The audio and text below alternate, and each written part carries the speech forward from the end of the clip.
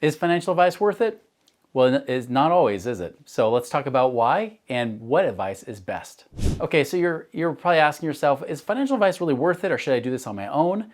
And there's a good argument either way, because there are a lot of bad financial advice out there that would make you question whether you should be listening to yourself more than some of the so-called experts that are out there. But I want to give you some good tips or strategies that you can use to figure out which advice is worth it versus what is advice you should just be ignoring, which, by the way, is most of it. So here's how you tell the difference.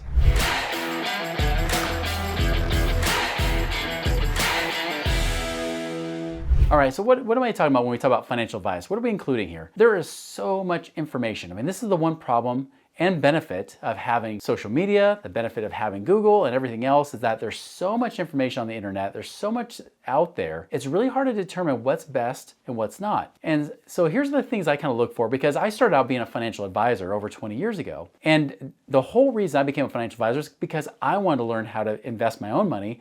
And then two, if I could even help my dad, who was a penny pinching saver, help him be able to retire sooner before he died, hopefully, that was what was worth it to me. And so I did that for 4 years. And I'll tell you, after 4 years of being a financial advisor, I'll tell you this, the advice that we gave was the same old vanilla crap you hear from everybody. And where did that vanilla crap come from? Well, it did not come from good experience. It did not come from me having real life experience being wealthy. I mean, I was literally a kid in my 20s, living in a crappy little starter home, trying to advise people that had a lot more money than I did. And the truth is, that's why they call them brokers, right? Because they're broker than you and I are. So you gotta be careful of the advice you get, because even if it's on the internet, social media, or even if it's from advisors, it could be different. So let me start with advisors, because advisors for the most part are good, well-intentioned people. They do have licenses, especially if they're financial planners, they have to have a license. Financial advisors, many have a license, but not all financial advisors are licensed. Be very aware of that. So when you get advice out there, you have to ask yourself, should I be listening to this person or not? What is their motivation? What is their real experience? So for me, when I was a financial advisor, what got me to quit being a financial advisor after 4 years was, one, my dad couldn't retire even after stuffing money in his 401k and being debt-free, just like guys like Dave Ramsey out there teaches. That, by the way, my dad's older than Dave Ramsey by about 15 years. So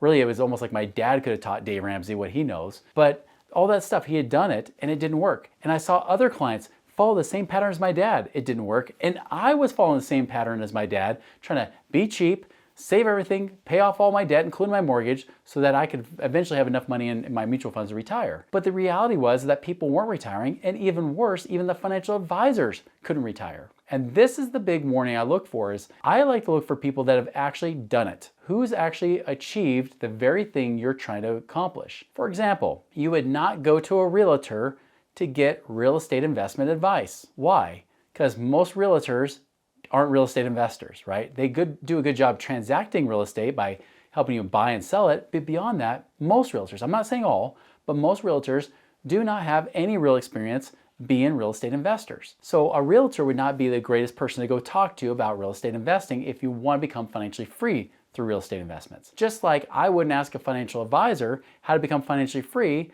when they haven't even done it themselves. And everything they teach on is really based on theory. That's what I did. I mean, I was teaching theory, but I realized I was just a salesman in a suit as an advisor, because I was teaching people how to do something that really hadn't worked for any of us. So why would it work for our clients? This is the big difference. So find somebody who's already accomplished or achieved what you want. Now, I'll say that with a warning, because there's another group of people out there too. Now, they're not advisors per se, but they're giving advice. Now, they could be considered advisors. I mean, I've seen people that are out there on TikTok or Instagram, and they've got a great following. People love them. They got great personalities and everything else. But the problem is they might be in their 20s. Now, there's nothing against people that are in their 20s very successful. But what I've noticed is that if someone tries to tell you, hey, this is what I did, and they've only been doing it for 5, 10 years, the question you have to ask yourself is that really going to work all the time? Does it work long term, what they're trying to do? Now, if they're following the same old advice that you're already getting from older people, well, what's the benefit other than they might be more entertaining? But other than that, are they really giving you anything? Very often, especially those that have been, that are roughly about the age of like 40 or under, especially. The one thing I'm very wary of is when they start talking about investing in mutual funds. Why? Because I've been investing, I'm not investing in mutual funds anymore, but I used to invest in mutual funds even back in the early 2000s. Now, the reason I don't invest in mutual funds anymore is because I found something better that works more consistently and pays higher returns, which is real estate investing. But when I did mutual fund investments, I even did stock trading, by the way. I not only did mutual funds, but I also traded stocks and options. I saw kind of a wide gamut and array of things you could do in the stock market. But when they start telling people, oh, just put your money in the stock market, and then when you get to the point where you can live on 4% or basically have 25 times whatever you want to live on per year, you're financially free, you're FIRE, financially independent, retire early, right? The problem is this, is that I actually did become financially independent and retired early twice before I was 40 years old. Now, I did it twice because I screwed up the first time. I learned a lot of lessons from the previous recession. I was also had money doing stock stuff. I had money in real estate. All of it fell to crap, right? I did it very poorly, and I walked away with very good lessons from that. Now, when somebody tells me, if they're under the age of 40, saying, oh, mutual funds are great. Well, the last 15 years, let's take a look. Since 2009 through the end of 2024, the stock market's been up every year but one. Now, understand in a 15-year period, that's not common. That's not common at all. In fact, actually, if you count 2009, really that's a 16-year period now. Only one was actually a down year. Just one, that was 2022. Everything else has been up. Normally, it's 5 years up, 2 years down for a 7-year period. So that means we're already overdue at least 3, maybe 4 years of down market that we haven't even seen yet. That should be concerning to you. So when they tell you, oh, 30 months in the market, you'll make 12, 14, 15%.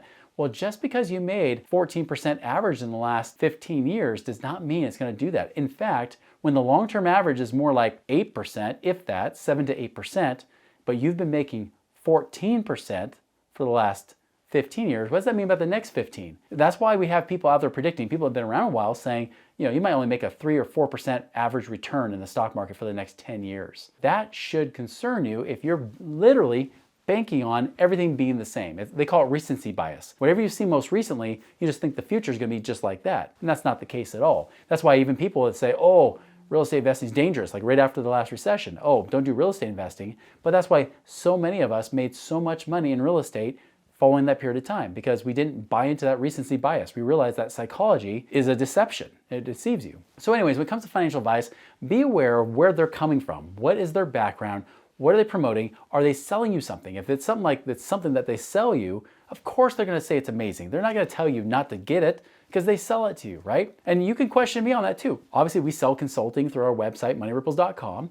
We offer, the max ROI, infinite banking strategy. Yeah, we sell it, but it's because we do the best at it. And I got sick and tired of trying to find somebody else that I could refer to do that. Understand, it's way easier for me to refer to another business to do it for me than for me to do it myself. But we haven't found anybody to do it better, so that's why we do it that way. And so find the best. Find those that excel in that specific area. If you want to become the best wholesaler of wholesale real estate investing, go find someone who's good in the wholesale space. Not just somebody who's the biggest marketer, but find somebody who has a good reputation, like people love them that work with them. Not just what it says on their website, but even if you go off their website, you have people saying, no, these people are legit. Find those people. Get that kind of education. Find that kind of advice. Find somebody you might know personally. This could be somebody in your own personal life, maybe somebody you respect, maybe somebody who has done investing for a long time. Ask them questions. And don't just find one, find multiple people. Because you'll find out with each person, there's going to be a different perspective, different experience. Find those people. Find those that have been there, done that, and still doing it today. Not somebody who did it in the past but hasn't replicated their success yet, but find somebody who's still successful doing those kind of things that you want to do. So when I look for financial advice, I look for those that are really successful. I also question the advice too. For example, Dave Ramsey is notorious for telling you, pay off your debt, invest in mutual funds. And that's pretty much it. Now, the problem is this. Dave Ramsey went bankrupt because he was doing very high-risk real estate strategies is what he was doing. He wasn't doing the stuff we teach about. But secondly, after he went bankrupt, he realized, oh, well, that's evil. That's what the story he took away from that and put in his head. And everybody needs to get out of debt. Now, I'm not opposed to people getting rid of debt, especially consumer debt. Like credit card debt, not great. However, he went to the extreme where he says all debt's evil. Pay off everything, even your mortgage. And then even if you do real estate investing, only buy a property all outright in cash, which is dang hard to do when those prices keep going up every year and you're just chasing after it trying to save up more money. You would be better off getting a mortgage, locking in the price, than having the renters pay down your mortgage for you while you pocket the rest of the cash flow. That's what you should be doing instead, right? But again, he didn't make his money from paying off his debt and, of course, just putting his money in mutual funds. In fact, he has almost very little in mutual funds at all. He has most of his money in his business. That's where he made most of his money, first and foremost. And then secondly, real estate. He's got about $150 million of real estate, $50 million valuation in his business. He's worth about $200 million. Almost none of it is in the stock market. Yet, what does he tell you to do?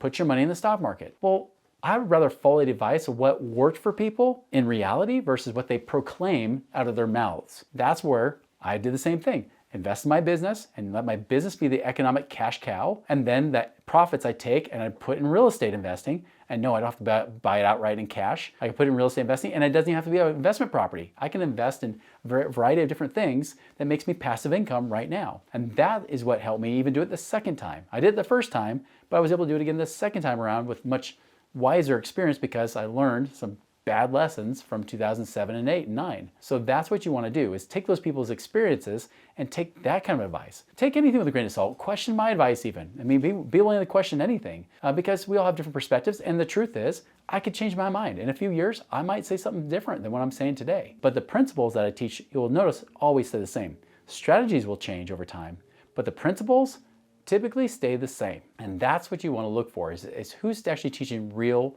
principles. What are the principles they teach you? Are they teaching strategy? Paying off a debt is not a strategy. Now, creating or producing more than you consume, that's a principle, right? In that sense, live within your means is a principle and also can be a strategy as well, depending on how you strategize that.